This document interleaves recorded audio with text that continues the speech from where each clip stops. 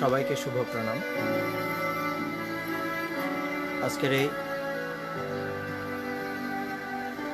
দিনে সবাইকে শুভ নববর্ষের শুভেচ্ছা। আজকে আমরা একটি সৎগ্রন্থ পাঠ করব। বইটির নাম সিদ্ধ জীবনী। লিখেছেন ব্রহ্মানন্দ ভারতী এবং পরবর্তীতে সম্পাদনা করেন হরিপদ ভৌমিক মহোদয়।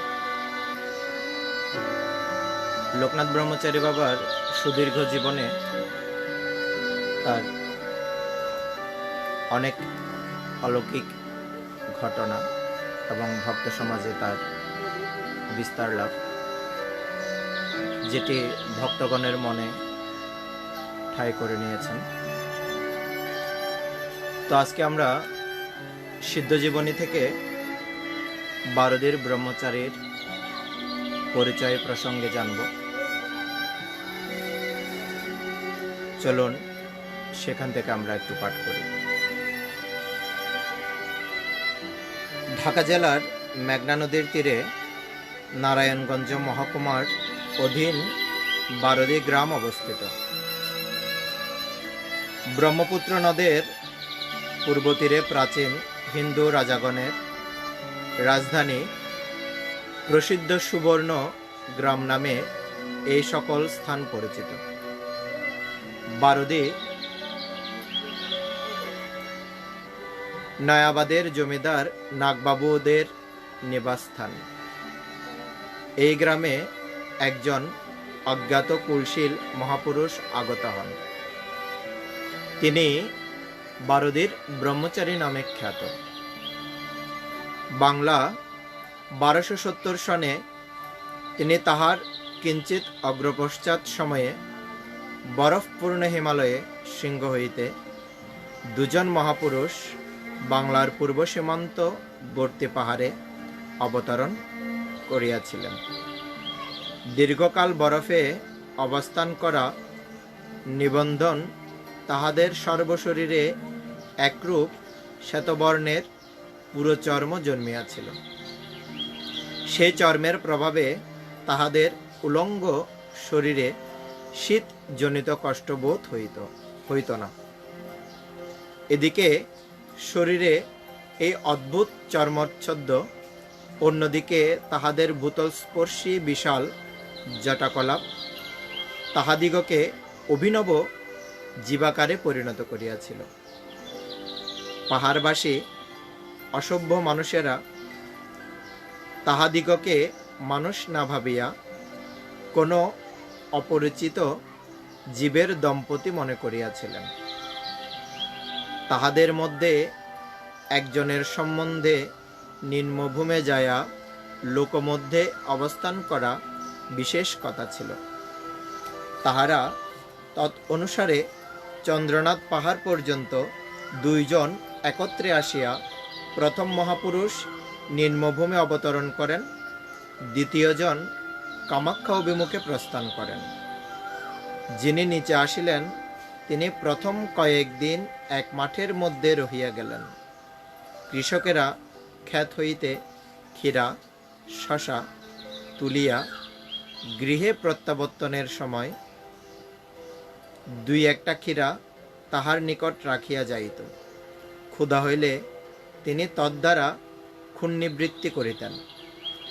কিছুদিন পর ফৌজদারির আসামি একজন কর্মকার তাহার কৃপায় মোকদ্দমা হইতে মুক্তি লাভ করাতে কৃতজ্ঞতাস্বরূপ তাহাকে স্বীয় নৌকাতে তুলিয়া লইয়া কিছু দীর্ঘপথ অতিক্রম করিয়া স্বীয় বাসগ্রাম বারদীতে আনয়ন করেন। নিম্নভূমিতে আগমনের সঙ্গে সঙ্গে তাহার শরীরের সে বরফ নিবাসজনিত শ্বেতচর্মের আবরণটি অদৃশ্য হইতে থাকে। কালে তাহার সম্মুখ বিলুপ্তি হইয়া গিয়াছিল। বারদী গ্রামে প্রথম তিনি ইতস্তত ঘুরিয়া বেড়ান, কেহ বড় একটা খোঁজ খবর লয় নাই। তাহার উলঙ্গ বিকৃতি মূর্তি দেখিয়া গ্রামের লোকেরা দলবদ্ধ হইয়া তাড়া করিতে প্রবৃত্ত হয়। কেহ ঢিল ছোড়েন, এবং নানা প্রকারের উৎপাত করেন। ফলত গ্রামবাসী বস্তুগণ ইহাকে উন্মত্ত নীচ জাতিয়া ভাবিয়া উপেক্ষা করিতেছিল, কিন্তু গ্রামিক দিগের এই উপেক্ষাভাব দীর্ঘকাল স্থায়ী হইতে পারে নাই। একদিন 2-3 জন ব্রাহ্মণ বসিয়া পৈতাগ্রন্থি দিতেছিলেন। এমন সময়ে সেই আগন্তুক পুরুষ যদৃচ্ছাক্রমে হাঁটিতে হাঁটিতে তথায় উপস্থিত হন। ব্রাহ্মণেরা তাহাকে অপবিত্র নীচজাতি মনে করিতেন, সুতরাং বলিলেন, আমরা পৈতাগ্রন্থি দিতেছি, আমাদিগকে ছুঁইস না। মহাপুরুষ ঈষৎ হাস্যকারে বলিলেন, কেন, ছুঁইলে কি তোমাদের জাতি যাবে? ব্রাহ্মণগণ বিরক্তিস্বরে বলিলেন, যাবে না তো কি, তুই কি জাতি তাহা জানি না, চাড়াল কি মুসলমান তা কে জানে। মহাপুরুষ পুনরায় হাস্য করিয়া বলিলেন, তোমরা কোন গোত্র? ব্রাহ্মণগণ প্রশ্নে বিস্মিত হইয়া তাহারা কশ্যপ গোত্র বলিয়া পরিচয় দিলেন। তাহাতে তিনি প্রত্যুত্তরে বলিলেন, কশ্যপ অবসর নৈধ্রুব প্রবর। তখন ব্রাহ্মণগণ সেই উন্মত্ত নীচজাতির মুখে স্বীয় প্রবচনের পরিচয় শুনিয়া চমকিয়া উঠিলেন এবং কোন ছদ্মবেশী মহাপুরুষ ভাবিয়া কিছু বলিতে সাহস পাইল না। উন্মত্ত বেশধারী পুরুষ বলিলেন, গ্রন্থি দিতে বিরত আছো কেন? তাহারা বলিলেন, পৈতেটা প্যাচ লাগিয়া গেলে কি উপায়ে খুলিতে হয়? ব্রাহ্মণেরা বলিলেন, গায়ত্রী জপ করিয়া। প্রত্যুত্তর হইল, তাহা করো না কেন? এ কথা শুনিয়া একে অন্যের মুখ পানে তাকাইতে লাগিলেন, কোনো উত্তর দিতে পারিলেন না। এখন আর আগন্তুককে মুসলমান আদি নীচজাতি মনে করিতে পারিলেন না। কিছুকাল পরে তাহাদের একজন বিনয় সহকারে কাতরভাবে বলিলেন, আমরা তেমন ভরসা পাইতেছি না, আপনি যদি অনুগ্রহ করিয়া পৈতার প্যাচ খুলিয়া দেন তবেই হইতে পারে। তখন মহাপুরুষ পৈতার উপর গায়ত্রী জপ করিয়া করতালি দিলেন, অমনি প্যাচ খুলিয়া গেল। এই ঘটনাতে এই অবধি অনেক অলৌকিক ঘটনা দেখিয়া গ্রামিকেরা তাহাকে অসাধারণ পুরুষ বলিয়া প্রথমে অবগত হন। তখন ক্রমশ জমিদারগণও মহাপুরুষের আশ্রিত হইয়া পড়িলেন। এ সময় নীলকর ওয়াইজ সাহেবের নীলের কুঠি লইয়া নাগবাবুদিগের সহ ঘোরতর দাঙ্গা হাঙ্গামা হইতেছিল। কথিত আছে, বারদির নাগ জমিদারেরা এই মহাপুরুষের অনুগ্রহে প্রবল নীলকরের হাত হইতে আত্মরক্ষা করিতে সমর্থ হইয়াছিলেন। তৎ অবধি ওয়াইজ সাহেবের নীলের কারবার উঠিয়া যায়। ক্রমে মহাপুরুষের বাসের জন্য একটি নির্দিষ্ট তথায় 2-1খানা কুঠির নির্মিত হইল। মহাপুরুষের আগমনে গ্রামের বিশেষ মঙ্গলজনক পরিবর্তন দৃষ্ট হইয়াছিল। বর্ষে বর্ষে ওলা ওঠা, বসন্ত প্রভৃতি সংক্রামক রোগে বহু সংখ্যক নরনারী কালকবলে নিপাতিত হইত। তাহার আগমনাধি সে সকল দৈব উপদ্রব বিদূরিত হইয়া যায়। পল্লীগ্রামের নিরহ ভক্তগণ তাহাকে দেববৎ মান্য করিত। কোনো বৃক্ষে ফলোৎপন্ন না হইলে প্রথম উৎপন্ন উৎকৃষ্ট ফল তাহার জন্য মানুষ করিয়া রাখিত। গাভীর বৎস হওয়ার জন্য, ক্ষেত্রে ফসল হওয়ার নিমিত্তে, জেলের জালে মৎস্যধৃত হওয়ার জন্য, এরূপ নানাবিধ ব্যাপারে সেই মহাপুরুষের নিকট মানুষ এবং মানুষ সিদ্ধ হইলে পূজা প্রদান করিতে লাগিলেন। এভাবে বারদি ও তাহার নিকটবর্তী কতিপয় গ্রামে মহাপুরুষ পূজিত হইয়া প্রায় 20 বৎসর যাপন করিয়াছিলেন। এই সময়ে বিজয় কৃষ্ণ গোস্বামী মহাশয়ের ধর্মমত পরিবর্তিত হয়। তৎকালে তিনি ঢাকার সাধারণ ব্রাহ্মণদিগের নায়ক ছিলেন। গোস্বামী মহাশয় বারুদিতে গিয়া ব্রহ্মচারী মহাশয়ের দর্শন লাভ করিয়া কৃতার্থ হন। তিনি ঢাকার শিক্ষিত সম্প্রদায়ের নিকট এই মহাপুরুষের অলৌকিক ক্ষমতার বিষয়ে প্রচার করেন। তাহাতে চতুর্দিক হইতে দলে দলে লোক সকল ব্রহ্মচারীকে দর্শন করিতে গমন করেন। এই সকল দর্শক মণ্ডলীর মধ্যে ধর্মলাভের জন্য অল্প লোকেই গমন করিতেন, অধিকাংশ ঐহিক সত্যসিদ্ধির জন্য যাইতেন। কেহ উৎকট রোগ শান্তির মানুষে, কেহ বা অর্থকৃচ্ছের প্রতিকার আকাঙ্ক্ষায়, কেহ কেহ মোকদ্দমাতে জয়লাভের জন্য তাহার নিকট উপস্থিত হইতেন। প্রায় সকলেই আশ্চর্যরূপে প্রতিকার লাভ করিয়া আসিতেন। কয়েকজন মৃতকল্প রোগী ডাক্তার ও কবিরাজের চিকিৎসাতে হতাশ ও মৃতশয্যায় শায়িত হইয়া বারুদিতে উপস্থিত হয়।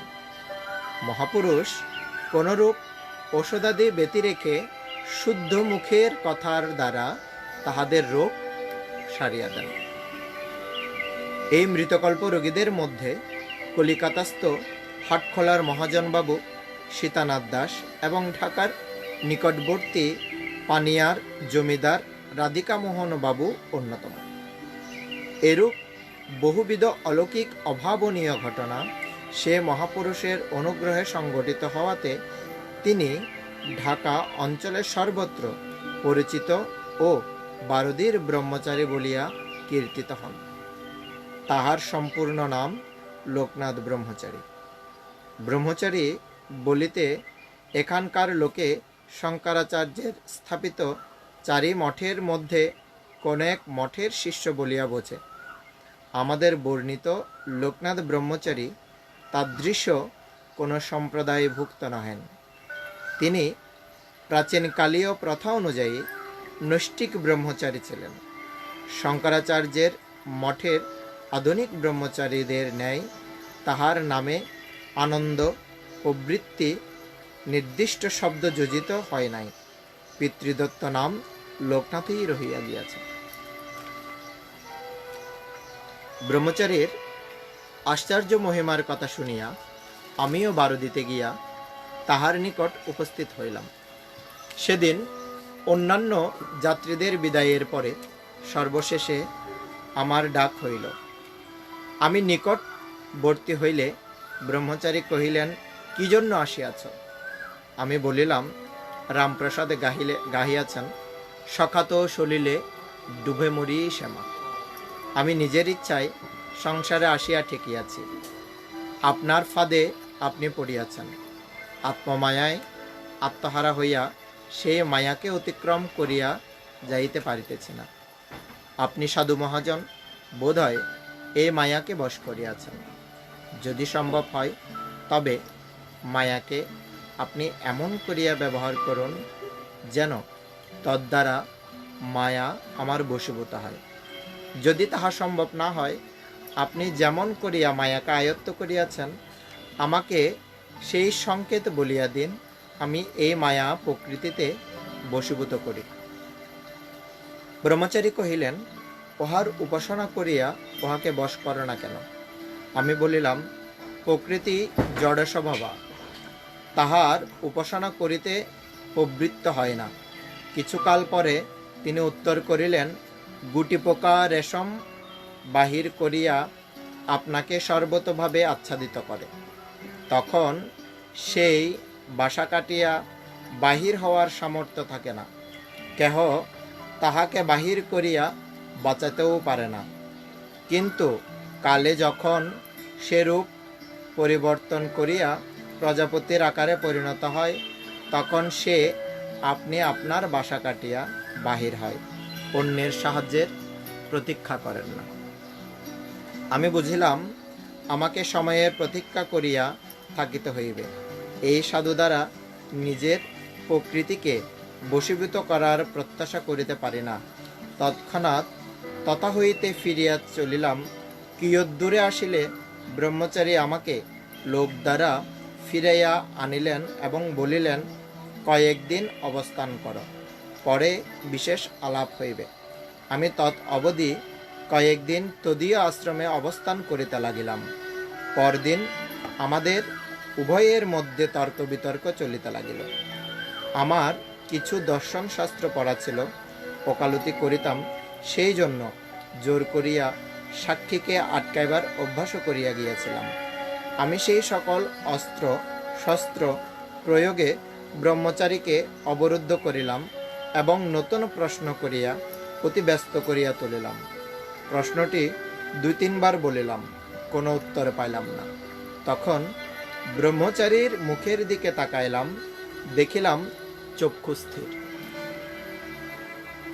যেন তিনি তথাই নাই। সেই বিশাল নয়ন যুগলে তারকাদয় উভয় দিক হইতে আসিয়া নাসিকার নিকটবর্তী হইয়াছে। ব্রহ্মচারী যেন সেই চক্ষুকর্ণিকার ছিদ্র পথ দ্বারা কোনো গভীর অজ্ঞাত দেশে ডুবিয়া গিয়াছে। আমার চক্ষু সেই দিকে নিপতিত হইলে কোন এক স্থির ধীর গম্ভীর ভাব আমার হৃদয়ে আবির্ভূত হইল। আমি আর কাহারও তেমন ভাব দেখি নাই। মানুষ যে এমন হইতে পারে এমন ধারণাও ইতিপূর্বে আমার হয় নাই। ব্রহ্মচারীর ধ্যান ভাঙ্গিয়া বলিলেন, আমার কথায় তোমার আস্থা নাই। আমি এ কথার উত্তর তোমাকে কল্যই দিয়াছিলাম। আমি বলিলাম, কোনটা? তিনি বলিলেন, গুটি পোকার উদাহরণ। আমি এইবারে তাহা হইতে একটি নিগুড় ভাব উদ্ধার করিতে সমর্থ হইলাম। তাহাই ভাবিয়া দেখিলাম, আমি যেমন আমার স্বাভাবিক বিদ্যা বুদ্ধির দ্বারা ব্রহ্মচারীর সহিত কথা বলিতেছি, ব্রহ্মচারী তেমন স্বাভাবিক বিদ্যা বুদ্ধি দ্বারা আমার সহিত কথা বলিতেছেন না। কোথা হইতে ধার করিয়া যেন কথা আনয়ন করিয়াছেন, নতুবা যে কথা পূর্বদিনে আমার নিকট বলিয়াছিলেন, পরের দিন সেই উত্তরটি দিয়া অনায়াসে আমাকে নিরুত্তর করিতে পারিতেন। তাহা না করিয়া এতাদৃশ্য অলৌকিক ধ্যানাশ্রয় করিবেন কেন? এবার আমার এই নতুন সত্য লাভ হইল যে মনুষ্যের স্বাভাবিক বিদ্যা বুদ্ধির দ্বারা চেষ্টা না করিয়াও হৃদয়ের গহ্বরে ডুবিয়া উপযুক্ত উত্তর সংগ্রহ করার শক্তি থাকিতে পারে। তাদৃশ্য শক্তি মনুষ্য সাধারণের মধ্যে নিহিত থাকিলেও বিকাশের তারতম্য লক্ষিত হয়। অনেকের শরীরে তাহা আয়ুষ্কাল মধ্যে মোটেও বিকাশ পায় না, কদাচিৎ কাহার মধ্যে অভিব্যক্ত হয়। বারদির ব্রহ্মচারী শক্তদিগের মধ্যে একজন। হৃদয়স্থলের গঠন বৈচিত্র্য দ্বারা একজনের অন্তরের বল অধিক, অপরদিকে মানসিক শক্তি কম হইয়া যায়। মহাশক্তি সর্বত্র ব্রত থাকিলেও অন্তরকরণে গঠনবিদের শক্তি বিকাশের ন্যূনাধিকও হয়। অন্তরের সেই গঠনের আভাস অনেকটা স্থূল শরীরেও দেখা যায়। তদ্বারা সামুদ্রিক বিদ্যা প্রতিষ্ঠিত আছে।